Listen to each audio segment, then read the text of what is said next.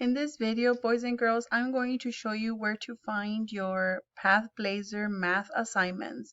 So you're going to log in first into your ForwardISD portal.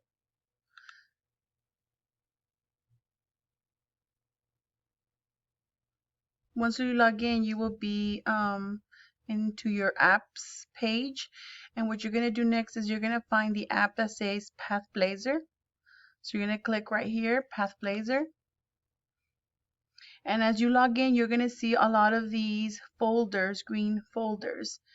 You are going to scroll down all the way to the bottom, and you might see other folders that I've sent to you before that have my name, but you're going to try and go to the last one. The last green folder that has been added is the one that I've given you.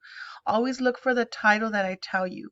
The one you are going to be doing today is the one that says Del Rio Place Value Review. So once you click on it, it's going to open 4 new folders with a star. The star represents this is the work you need to do. So you have to do this star, you have to start here, and then you go to this one, and then the rest of them. And that's how you find assignments. To go back to home, you just click on the little home icon, and it takes you back to the folders. Again, you only look for the one that has been assigned to you, and usually the one I assign will be the last green folder.